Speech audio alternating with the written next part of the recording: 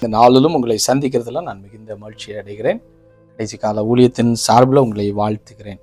பாருங்க, இந்த நாளிலும் நம்ம கடைசி காலங்களை குறித்து நம்ம தியானித்து கொண்டிருக்கிறோம். ஒவ்வொரு நாளும் ஆண்டவர் நம்மோடு கூட பேசி கொண்டிருக்கிறார். ஆண்டோட வருகைக்காக நம்மை ஆயத்தப்படுத்தும்படிக்காக கர்த்தர் நம்மோடு கூட பேசி கொண்டிருக்கிறதை நினைத்து நான் ஆண்டவரை ஸ்தோத்தரிக்கிறேன். இந்த நாளிலும் கர்த்தர் நம்மோடு பேசும்படிக்காக கர்த்தர் கொடுத்ததான வார்த்தை யோவான் 2வது அதிகாரம் 13வது வசனத்திலிருந்து ஒரு சில வசனங்களை நம்ம தியானிக்க போகிறோம். யோவான் 2வது அதிகாரம் 13வது வசனம். பின்பு யூதருடைய பஸ்கா பண்டிகை சமீபமாயிருந்தது. அப்பொழுது இயேசு எருசலேமுக்கு போய் தேவாலயத்தில் ஆடுகள், மாடுகள், புறாக்களாகிய இவைகளை விற்கிறவர்களையும் காசுக்காரர் உட்கார்ந்திருக்கிறதையும் கண்டு கயிறினால் ஒரு சவுக்கை உண்டு பண்ணி அவர்கள் யாவரையும் ஆடு மாடுகளையும் தேவாலயத்துக்கு புறம்பே துரத்திவிட்டு காசுக்காரருடைய காசுகளை கொட்டி பலகையை கவிழ்த்து போட்டார் என்று சொல்லப்பட்டிருக்கிறது. அதை தொடர்ந்து புறாவிற்கிறவர்களை நோக்கி, இவைகளை இவ்விடத்திலிருந்து எடுத்து கொண்டு போங்கள், என் பிதாவின் வீட்டை வியாபார வீடாக்காதிருங்கள் என்றாள். அப்பொழுது உம்முடைய வீட்டை குறித்து உண்டான பக்தி வைராக்கியம் என்னை பட்சித்தது என்று எழுதியிருக்கிறதை அவருடைய சீஷர்கள் நினைவு கொண்டார்கள். ஆமென். ஜெபிக்கலாம். பரிசுத்த பிதாவே, எங்களோடு பேசும் உங்களுடைய வார்த்தையெல்லாம் வல்லமை இருக்கிறது, அதிகாரம் இருக்கிறது என்பதை அறிந்திருக்கிறோம். அதிகாரத்தோடு, அபிஷேகத்தோடும், மனதுருக்கத்தோடும் இந்த வார்த்தை வெளிப்படட்டும். இயேசுவின் நாமத்தில் பிதாவே, ஆமேன், ஆமேன். பாருங்க, கர்த்தருடைய பிள்ளைகளை, இயேசு கிறிஸ்து இந்த உலகத்துல ஊழியம் செய்யும்போது ஆண்டவராக இயேசு கிறிஸ்து கலிலேயாவில் ஊழியம் பண்ணார், நாசரத்தில் ஊழியம் பண்ணார், பெத்லகேம்ல, அப்புறம் யூதாவில், இன்னும் யூத தேசம் என்று சொல்லக்கூடியதான அதை சார்ந்திருக்கிற எல்லா இடங்களிலும் கர்த்தராக இயேசு கிறிஸ்து ஊழியம் பண்ணாரு. அது மாத்திரமல்ல, ஜெப ஆலயங்களில் கடந்து சென்று கர்த்தருடைய வார்த்தையை அவர் பேசினார், தீர்க்க தரிசனங்கள் எடுத்து பேசினார். ஏசாயால சொல்லப்பட்டதான பரிசுத்த ஆவியின் அபிஷேகம் மேலே வரும்போது என்ன செய்வாங்க, அவர்கள் தரித்திரருக்கு சுவிசேஷம் அறிவிக்கப்படும் என்கிறதான தீர்க்க தரிசனத்தை எடுத்து ஜெப ஆலயத்தில் பேசுகிறத நம்ம பார்க்கிறோம். அப்புறம் அது மாத்திரமல்ல, எருசலேம் ஆலயத்திலும் அவர் பிரசங்கம் பண்ணார், அற்புதங்களை செய்தார், அதிசயங்களை செய்தார். நான் தான் மெய்யான தெய்வம் என்பதை, கர்த்தருடைய அதாவது பிதாவுடைய சொல்ல பிள்ளை குமாரன் என்பதை அநேக நேரங்களில் தன்னை வெளிப்படுத்தினார் என்று சொல்லி நம்ம வேதத்திலே பார்க்க முடிகிறது. இப்போ பாருங்க, அவர் அநேக பிரசங்கங்களும் அநேக ஊழியங்களும் செய்திருந்தும் எருசலேமில் நடக்கிற ஒரு சம்பவத்தை தான் இப்பொழுது நான் படித்ததான வசனம். என்னவென்று சொன்னால், அந்த வசனத்தில், அந்த அதிகாரம் என்ன சொல்லப்பட்டு 16வது வசனத்தில், என் பிதாவின் வீட்டை வியாபார வீடாக்காதிருங்கள் என்று சொல்லப்பட்டிருக்கு. பாருங்க, இது இன்னைக்கு இருக்கிற கடைசி காலத்துக்கும் முதல் நூற்றாண்டுல இது நடந்த சம்பவம், முதல் நூற்றாண்டுக்கும் இன்னைக்கு இருக்கிறதான 21ஆம் நூற்றாண்டுக்கும் ரொம்ப ரொம்ப க்ளோஸ் ரிலேஷன் இருக்கிறதுனால தான் இந்த வசனத்தை நான் தியானித்து கொண்டிருக்கோம். கர்த்தர் பேசினாரு. என்ன பேசினார் என்று சொன்னால், இன்னைக்கு அநேக ஜெபக்கூடாரங்கள், அல்லனா இன்னைக்கு அநேக சபைகள் எப்படி மாறிக்கொண்டிருக்கிறதா, வியாபார வீடாக மாறிக்கொண்டிருக்கிறது என்று சொல்லி ஆண்டவர் துக்கப்படுகிறார் சபைகளை குறித்து. பாருங்க, இன்னைக்கு உலகத்துல பல சபைகள் இருக்கிறது, பல கோடிக்கணக்கான சபைகள் இருக்கிறது. இந்தியாவில் பல லட்ச சபைகள் இந்தியாவில் இருக்கிறது. அப்புறம் யூரோப்பில் எல்லாம் பார்த்தீங்கன்னா நிறைய சபை இருக்குது. ஈவன் மத்திய கிழக்கு நாடுகளிலும் பல சபைகளை கர்த்தர் ஏற்படுத்தி இருக்கிறார். இப்போது ஈவன் ரீசெண்டாக கூட நான் ஒரு செய்தியை, நான் கடந்த மாதத்தில் ஒரு செய்தி கேட்டேன். அதாவது சவுதி அரேபியா தேசத்தில் இன்னும் சபைகள் கிடையாது. ரகசியமாக அங்கங்கே அவர்கள் வீடுகளில் கூடி ஜெபிக்கிறார்கள். ஆனால் வெளிப்படையாக கவர்மெண்டுடைய பெர்மிஷனோடு சபை அங்கே கிடையாது.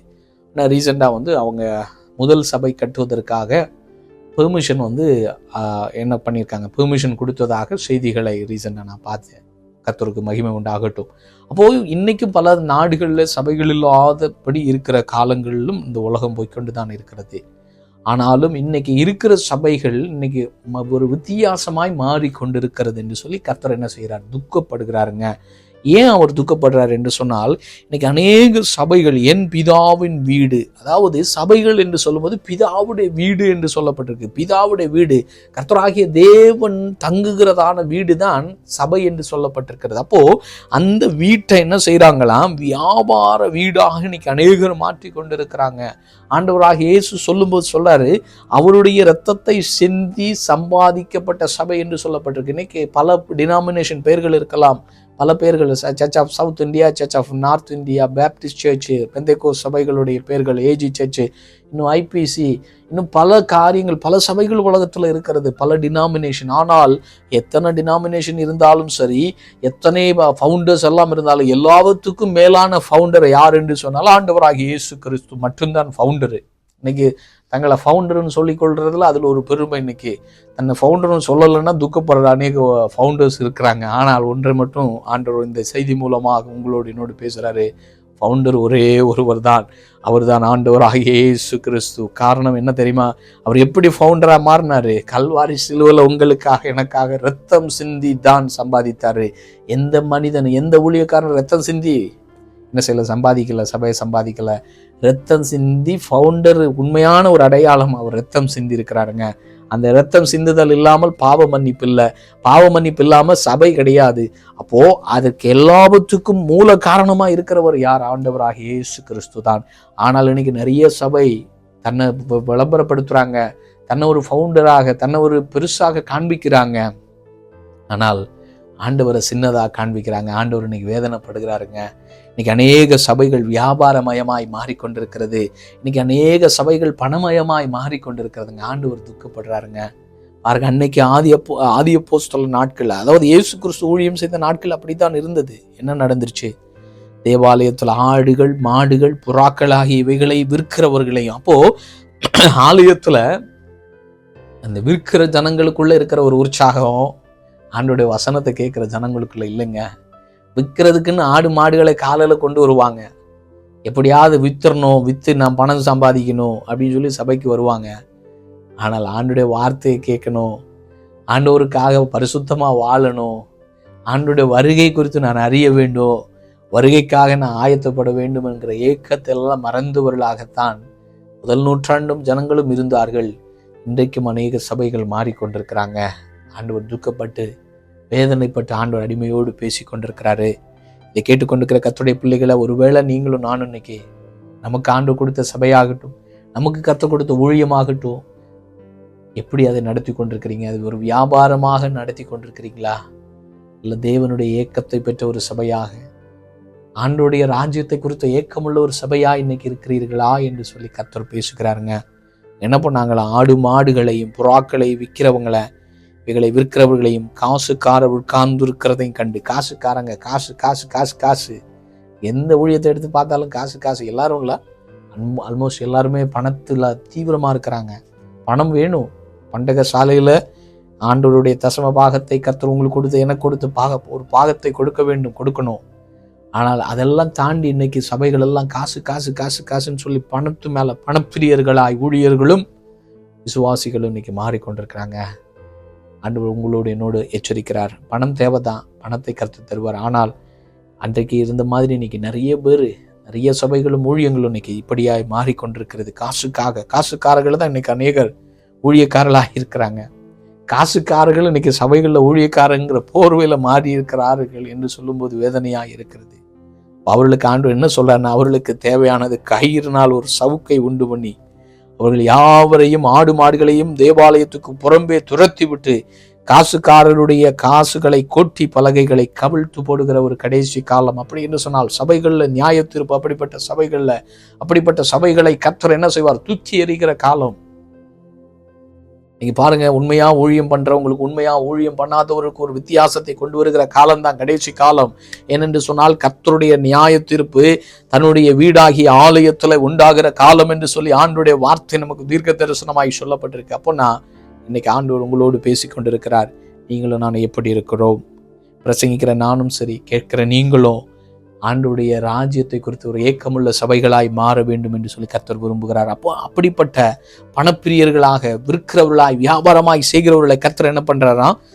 கவிழ்த்து போடுகிறார். அப்படிப்பட்ட ஊழியங்கள் கவிழ்ந்து போகும் கடைசி காலத்துல. அப்படிப்பட்ட ஊழியங்கள் நிலைக்காது. அப்படிப்பட்ட ஊழியங்கள் ஓஹோன்னு டப்புன்னு வளரலாம், காளான் மாதிரி வளரும், டபாருன்னு போயிடும். ஏனென்று சொன்னால் அதை கவிழ்த்து போடுகிறதுக்கு அவரே தான் ரெடியா இருக்கிறாரு. ஏனென்று சொன்னால் புறாவிற்கிறவர்களை நோக்கி இவைகளை இவ்விடத்திலிருந்து எடுத்துக்கொண்டு போங்கள், என் பிதாவின் வீட்டை வியாபார வீடாக்காதீங்க. ஆண்டுடைய வீடு வியாபாரத்துக்குள்ளது அல்ல, அது பரிசுத்தமானது. அது தேவனுடைய பிரசன்னம் தங்குகிறதான இடம், தேவ மகிமை தங்கியிருக்கிற இடம் என்று சொல்லி கர்த்தர் சொல்லுகிறார். அப்புறம் என்ன நடக்குது?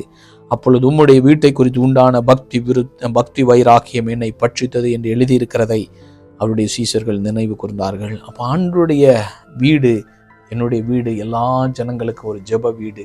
இன்னைக்கு ஜெபத்தை தவிர எல்லா பிசினஸும் சபையில் நடக்குது, ஜெபம் மட்டும் கம்மி. இன்னைக்கு 3 மணி நேரம் ஆராதனைன்னா என்ன நடக்குது? 2 மணி நேரம் ஒர்ஷிப் பண்ணுறோம், வசனம் 15 மினிட்டு, ஜெபமும் இல்லை. அதில் அறிவிப்பு பகுதி 3/4 மணி நேரம் அறிவிப்பு பேசுகிறாங்க. அங்கே ஜெபமும் கிடையாது, வேதத்தினுடைய வார்த்தைகளும் இல்லை. சும்மா பாடி ஜனங்களை மகிழ்விக்கலாம், பாட்டு தேவைதான். ஆனால் எல்லாமே சரியாய் கர்த்தருடைய விருப்பத்துக்கு ஏற்ப, கர்த்தருடைய பாரத்துக்கு ஏற்ப அதை செய்ய வேண்டும் என்று சொல்லி கர்த்தர் விரும்புகிறார். அதனால் கடைசி கால சபைகள் இன்னைக்கு வியாபாரமயமாக கூடாது என்று சொல்லி கர்த்தர் நம்மோடு கூட பேசி கொண்டிருக்கிறார். கர்த்தாவே உமக்கு நன்றி, பேசின வார்த்தைக்காய் நன்றி. வார்த்தைகள் 30, 60, 100 மணி கனி உள்ளதாய் மாறட்டும். வருகைக்காய் சபைகளை ஆயத்தப்படுத்தும். இயேசு நாமத்தில் பிதாவே, ஆமேன், ஆமேன்.